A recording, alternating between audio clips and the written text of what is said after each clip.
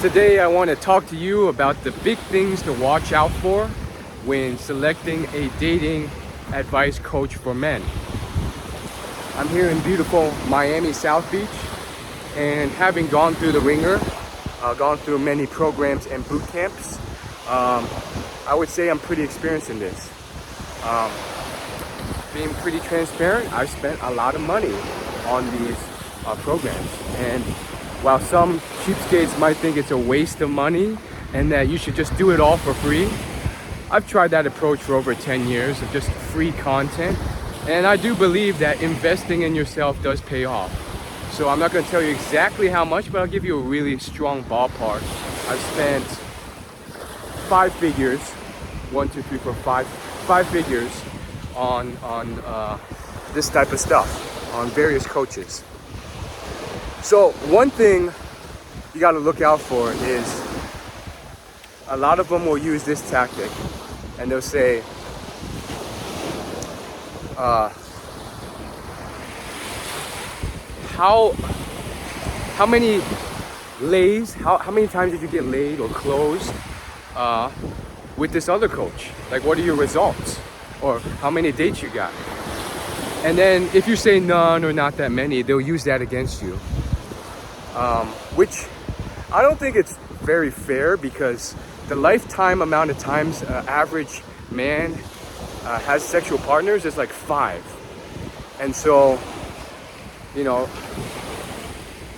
they'll say, like, obviously if you have a low number, they'll be like, oh, well, clearly he didn't do anything for you.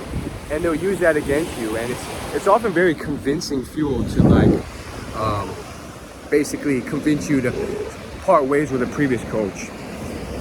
So that's one thing.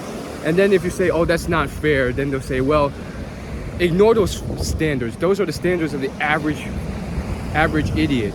Like, you need to have higher standards. You need to be getting laid like multiple times a week.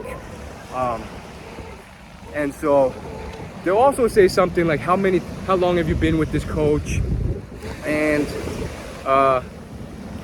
they'll say, like, your results should be instant. You've been with this coach for this long and you haven't gotten much results. And they'll basically point out that this guy's a fraud or whatnot. Thing is, sometimes the coaches who sell you on this, and one coach literally said this to sell me on a boot camp, sometimes they don't deliver themselves. And then, you know, apparently they're going to give you massive results, and then after the boot camp, you're still more or less the same place.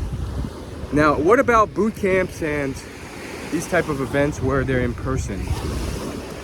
I've done ones that are 2 days. I've done ones that are week longs. I've done three of these types of events, and I do think they're useful, because I really think there's more advantages to in-person coaching than virtual coaching. You can get a lot from virtual coaching, but there's a ton of body language stuff that you can't get from virtual coaching. But when they see you in field, it can help. But there's only so much they can tell you and teach in like a couple days. And I feel like a lot of these people, they kind of revert to their old patterns after. Now, the best of them, they kind of take what they learned and improve off of that.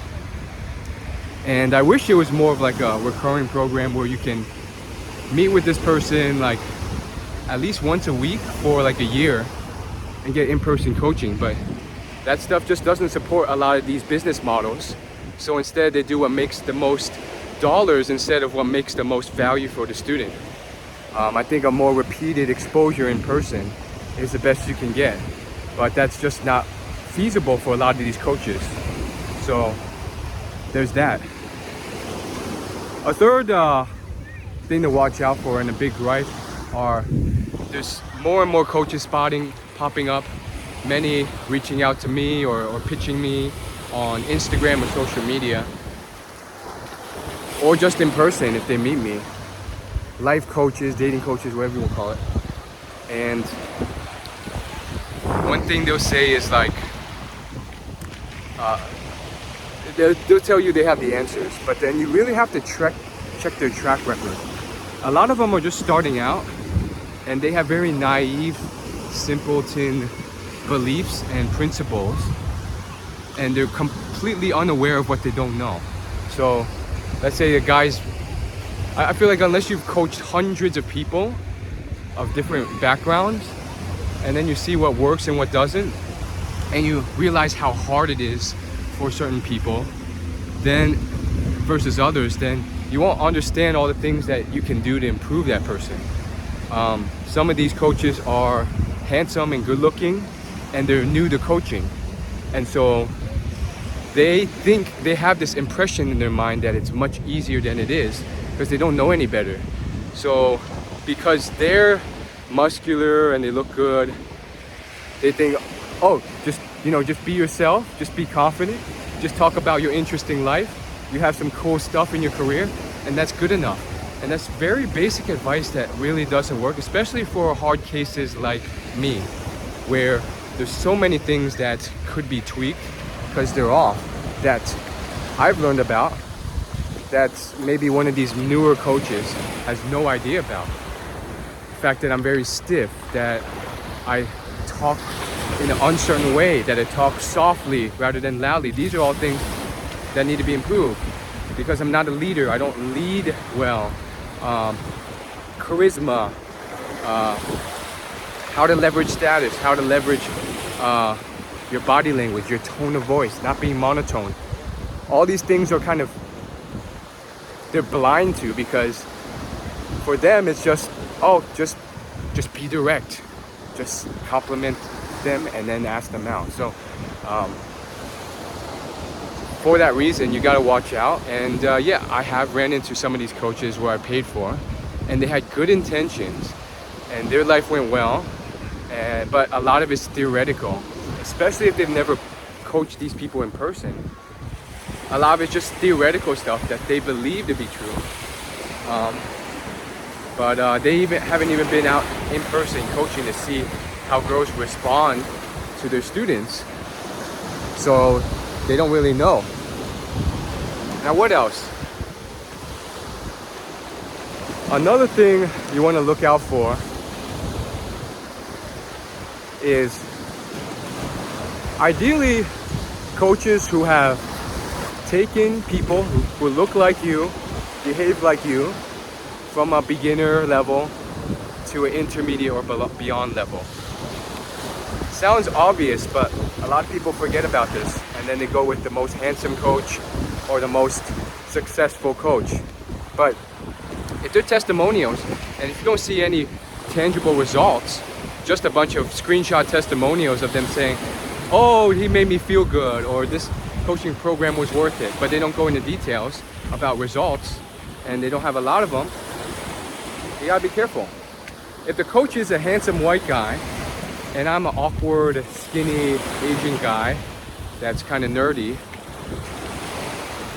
then what worked for him may not work for you. So you need to have multiple examples of these students actually taking someone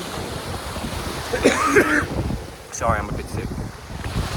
Taking someone from where you are to farther along where you're going. And unfortunately, that's harder to find. I mean, a lot of these coaches, they have very vague testimonials. It's usually just a lot of screenshots of people writing a text comment or paragraph about their success. And yeah, it is what it is.